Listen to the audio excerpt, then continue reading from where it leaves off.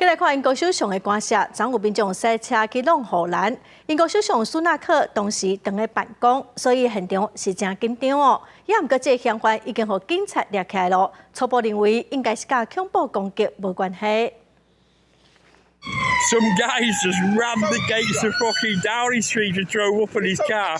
Rammed the gates, yeah. The kids are on their way, man. This guy's rammed the gates. Everybody move! 警察大声喊声，边仔民众赶紧退后，武装警察已经赶来啊！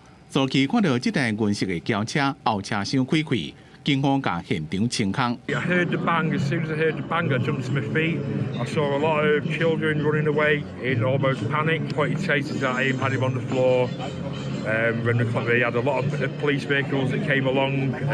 We had sniffer dogs, had a bomb disposal unit, and then we evacuated the area. 伦敦都会区警察局讲，英国时间25日到4点20左右，有一台轿车向东陵街河南冲过去。 武装警察现场抓到一个查甫人，无人员受伤。东陵街是英国首相官舍的所在地，目前初步排除这件代志甲恐怖主义有关系。根据 BBC 报道，代志发生迄当阵，英国首相苏纳克正伫咧东陵街办公。代志发生了，伊对边仔门离开，继续走伊的行程。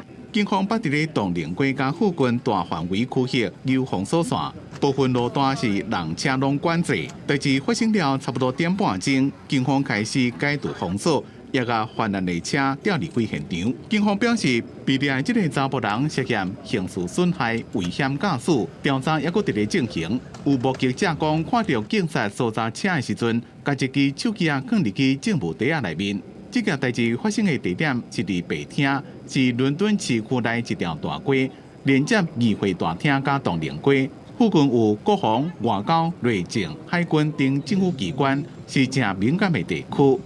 公司新闻黄文玲编写。